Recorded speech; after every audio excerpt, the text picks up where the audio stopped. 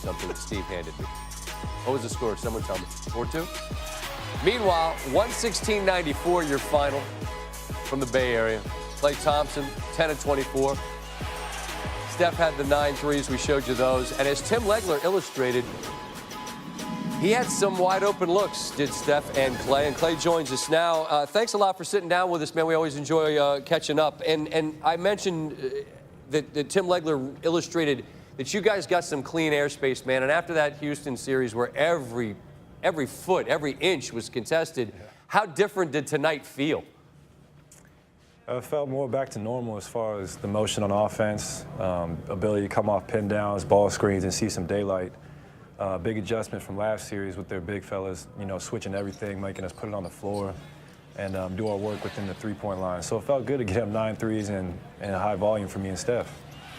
In no way, and I keep going out of my way to point this out about Portland, I'm not ripping them, man, but they just played a 7-game series, and that last game in 2 days ago at Denver's at altitude. Did you sense that there was maybe the gas light was on in that team in the fourth quarter in terms of just what they had as energy-wise? Yeah, it's natural to come in a little down, but it's the West Finals, so I got you. We knew they would be up, and you can't worry about what happened in the past. They had an amazing series in Denver. We had a tough one in Houston, but you got to forget about all that, and it's time to, you know, take care of business and try and go to our 5th championship. Of course. Well, yeah, but see, that's what I'm getting at. And Klay, you're just so much more familiar with that than they are. And I just wonder how much value there is in having played so many more games collectively this time of year than they have. How do you think that maybe reveals itself? With the Blazers, you know, they're so dependent on that backcourt, as they should be, because they're so dynamic. They can score in bunches. They can score the best of them. So we knew if we make those two work as much as possible, right? They might have tired legs toward the end of the game and try and make their role guys beat us a little more. But I can't give you all the secrets of our strategy. I understand. But, no, I'm not asking you to. I'm not asking for like the recipe, man. I just. But now, when you guys sit down at the, for the interviews, I see everybody always looks at the box score and you peruse what the other guys do. If McCollum and Dame go 11 for 31, they're not beating you guys. How satisfying is it to have played the kind of defense you all did tonight on that fantastic backcourt? It feels really good. Don't get me wrong, but that's the trick of the playoffs. You know, you feel good tonight. You read the media, you see all the articles. Oh, the Warriors are great. No one can stop them. But that switch can flip quickly if we don't take care of business on Thursday and come out with the same edge. So we try and not pay attention to the noise because we've been here before. We know it's a roller coaster. It's a marathon, and we're not just going to put this team away just because they had a bad shooting night. We know those two will come out firing Thursday. And they'll play. I just anticipate them to play much better and shoot the ball better. So for us, it's not about relaxing. It's about never being satisfied till we hoist that Larry O'Brien. All right. Last really dumb question I'm going to ask you. You had a chance on a dunk there, and you always do this. Yeah. There's this weird thing you do at the last minute where it's like you got it with 2 hands, and then there's like a one hand, like a Nerf thing. Like, what are you doing? Are you thinking about doing something like you're going to show out, or what is happening when you dunk the ball? Oh, you know what I'm talking about? I don't know. I know what you're talking about. It's kind of like a momentum thing, like kind of bringing yourself to the rim. And I'm not the biggest leaper, so I need as much momentum as I can possibly get. Right. And I just get so happy when I get a dunk, man. It's a rare occurrence. But tonight I got one. I looked up at my family, and I was pumped. And hopefully I can have more attempts like that throughout the series because those really make me happy. I understand. I mean, because look, as Steph knows, man, if the rim gets you on a dunk, like the internet never forgets, right? So you cannot they'll never forget. No, that's the new age NBA. The internet will never forget. It's undefeated, but whatever. That's why we get paid what we do, because we like to get, memed on the internet or made fun of. It's part of the game. You just gotta embrace it. Show them the jewelry, man. It's all fine. Hey, thanks as always. Thank you for sitting down. I appreciate you. We'll talk again. All right. All right. Thanks, Scott. You got it. That's Klay Thompson. One big thing, Western Conference Finals Game 1 tonight in Oakland. This Blazers team gave so much energy. A 7-game series. They play at altitude in Denver on Sunday. And, I mean, with respect, does this feel like a regular season game to a degree? Maybe it's based on the fact that the last game we saw was Houston and Golden State, and that it's been sort of like a Rocky Apollo Creed deal. Meanwhile, Steph. How's that Steph slander working out for all y'all people? You guys still having fun with the jokes? Are we doing jokes on the internet still? Yeah. Keep eating these threes. It's for all of y'all that got jokes about Steph. All he did was go 9 of 15 from 3. That ties the playoff best. On the way to 36. I mean, you see the working margin. It's always around double digits. Portland would inch back into it, but too much of that. Eye hole. Steph, 10-point lead. Make it 13. 12-point lead. Make it 15. Moments ago, Stephen Curry with Doris Burke. Tim Legler alongside, and Tim, I mean zero disrespect at all to Portland, and I'm not trying to build in an excuse. It's a reality. They played at altitude on Sunday in a Game 7, and they come into this game, and it felt to me a bit regular season-y. Or ish, if that's even a thing. Yeah. Same to you? No, I think it is. The feeling I got all night was that this was a really easy night for Steph and Klay. How so? Well, I'm going to preface it by saying Game 6 against Houston, I thought Houston overreacted to them to such an extent that their supporting cast had the easiest first half you can imagine. I think Portland didn't give them enough treatment. They didn't get touched, hit, hedged, held, grabbed, none of it. They just walked into shots all night. And if this continues throughout this series, it's going to be similar results. And this is kind of what I'm talking about right here. I mean, this is just basic ball screen basketball. I mean, if you are going to give Steph Curry a clean screen at 28 feet, and this is the guy defending the screener, what do you... He's in the paint. What do you think the result of this is going to be? He's in the paint, Tim. Right. It's going to look like that a lot, okay? And I thought Klay Thompson actually had a lot of clean looks, too, and his a little bit more off the catch and shoot. Here's an example, moving without the basketball, gonna come here, and look, this isn't anything about like overloading. This is basic basketball because guess what? These two guys are guards. I mean, this just has to be a switch out onto Klay Thompson coming off this screen, and yet they look completely unprepared to defend this, and you're gonna let Klay Thompson walk in, square up, turn left shoulder. You're gonna get a lot of that in this series. He shot 10 for 24, and he probably had 6 naked looks that he didn't convert. And then one more time, and this is toward the end here, this is one that really seals the deal, but it's, again, talks about like the softness with which these guys get played. This is just an easy, basic screen. Steph comes off. Here's the defender of the screen. Kanter's got his feet in the paint. You're 12 feet back. I mean, this is Steph Curry. I just felt like their treatment tonight was we're playing against a couple of dudes that are pretty good shooters. This is the greatest shooting backcourt in the history of the league, and I just didn't see the physicality out of Portland. And as a result, I think if you ask Steph and Klay, they'll say it, man, after the game, I really don't even need to ice. I didn't get hit tonight at all. Those guys controlled the action with the defense that Portland played. That's got to be a different story in Game 2. All right, I'm surrounded by genius basketball IQ. We welcome in Doris Burke. And Doris, you just heard Tim explaining it. You had the great seat. What did you see or perhaps not see out of Portland in terms of the pushback and the fight back tonight? Well, what Tim just diagrammed was technically brilliant, right? It was all X and O perfect. And what it lacked, I'm sitting here watching and listening to him and saying, yes, yes, yes. And they had no urgency. And I thought something Jeff said on the broadcast was telling. He said, when you win an emotional Game 7 and you get to the conference finals, after bowing out in sweeps in both of the last 2 postseasons, it didn't seem like they had the requisite energy necessary to win the game. And as Greg Popovich likes to say, it is absolute death if you turn it over against Golden State. Too many turnovers. Doris, one thing that I'm afraid might get lost in this game for Golden State because of the way Steph and Klay played offensively was the job that Klay and Andre Iguodala did on the other end and hounding Damian Lillard. I just thought their one-on-one individual defense and pursuit and commitment really contributed to McCollum and Lillard never getting going in this one. What did you see? Probably the undersold story, no question about it. And I think one thing you've noticed from Andre Iguodala in the course of this playoff, something that I don't think you saw consistently throughout the regular season, and at his age, probably he's got to conserve energy. But this man is a basketball savant. Steve Kerr will tell you he is one of the smartest basketball players he has ever coached, Andre Iguodala. So 100% correct.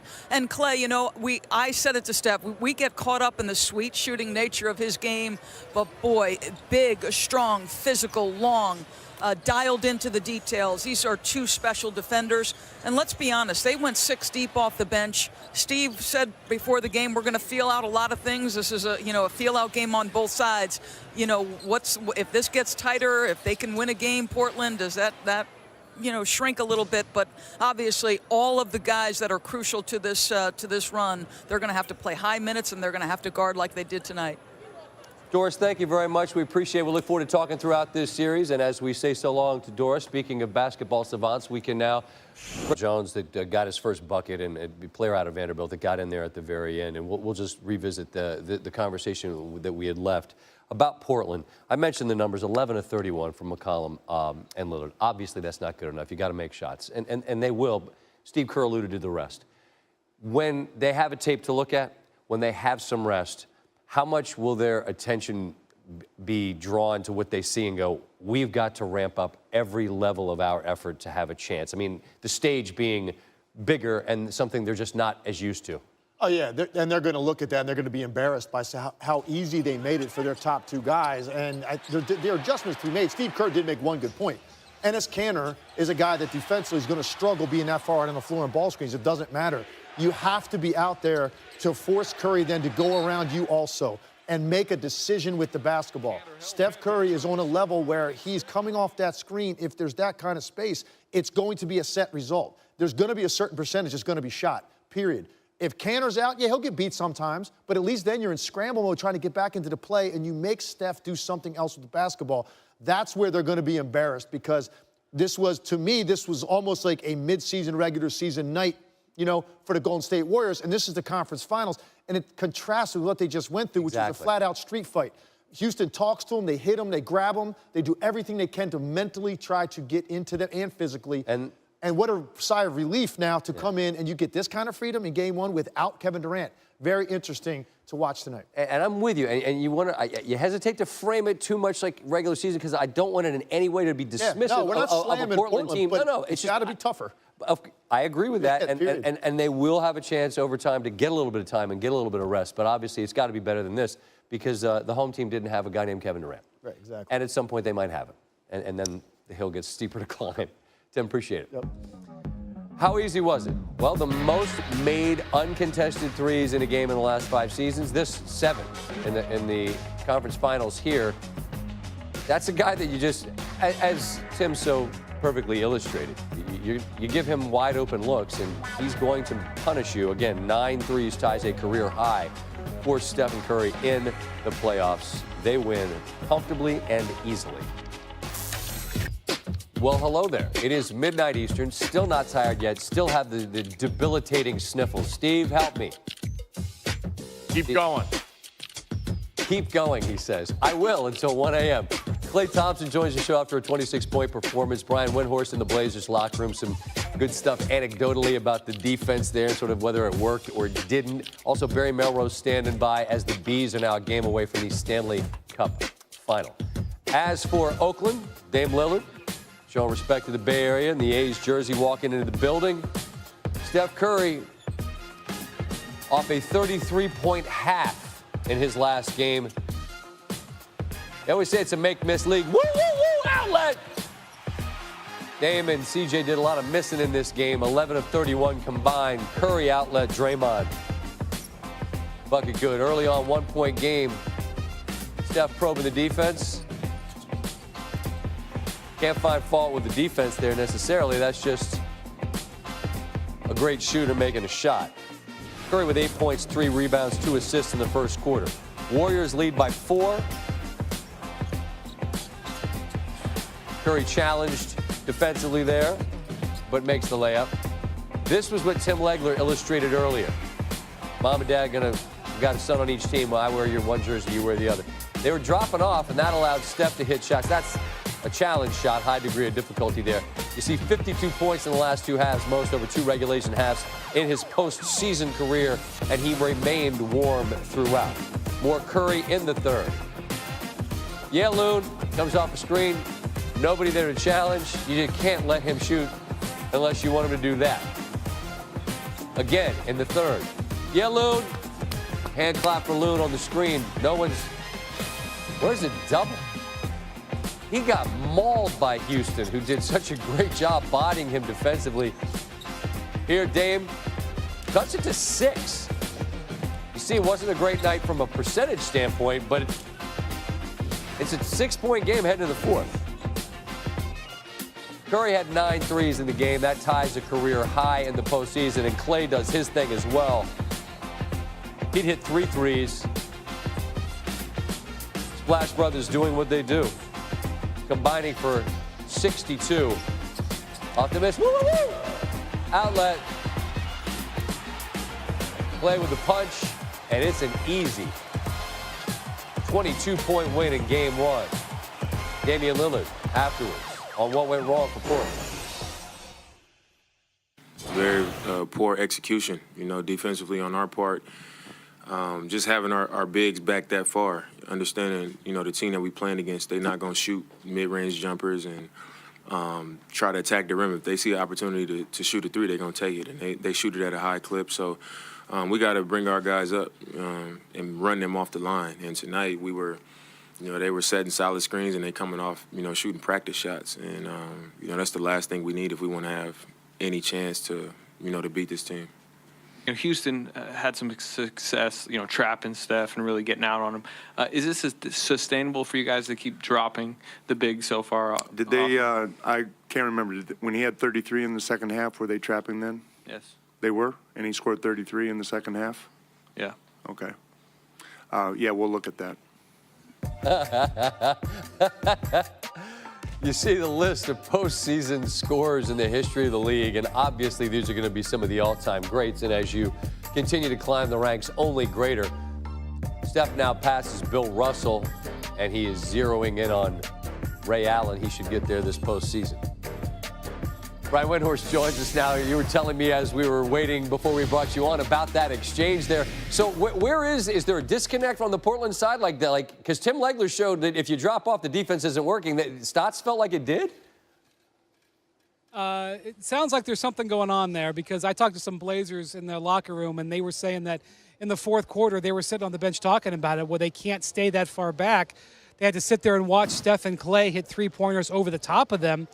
But Terry Stotts was kind of defiant there, even beyond those comments, said, hey, listen, the defense we played had us within 6 points going into the fourth quarter, and they just got hot in the fourth. I would also tell you that there were times out there where the Warriors had sort of, 4 backup players and Klay Thompson out there, and Klay Thompson was getting wide open shots. I wonder if you want Klay to get so open when you've got other options out there to force the ball to. So maybe going to be some interesting film sessions for the Blazers over the next 24 hours.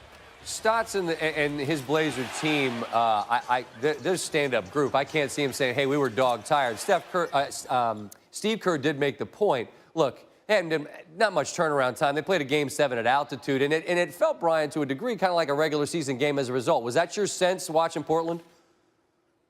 Well, I thought Portland looked completely out of gas at the fourth quarter of that game. Right. The only guy who had, gas was C.J. McCollum. He carried him home. That's 2 games in a row where Damian Lillard hasn't looked like himself. And, he's grabbing his left hamstring during the game. I don't know if that's an issue. But I'm going to tell you one thing, Scott. This is going to be a real basic analysis. If their backcourt doesn't outscore the Warriors' backcourt, it's going to be real difficult for them. And they need to win that, especially because I think that over the series, Golden State's going to have trouble getting big-time offensive production from their bench. They can't get trounced, certainly like they did in the backcourt scoring tonight. In the Portland locker room, how much of a topic of conversation or at least level of interest was there for the lottery? Well, in all honesty, I think they were looking for anything to talk about besides the game. Right. How about that lottery? That was pretty fun, huh? Don't pay attention to the game. But they all wanted to know what went down, and I will tell you that Enes Kanter wanted to know what happened with the Knicks. You may remember he was set free by the Knicks when they went with a younger lineup to improve their lottery position. Right. So they did get the lottery balls, just not the ones they were looking for, and Enes was interested in how that played out. You don't say. I could say more, but I won't right now, out of respect to him. Understood. Sometimes you can say everything by saying nothing, and we will say thank you, and we'll talk again soon. All right, look forward to it. Thank you. Brian Windhorst with us from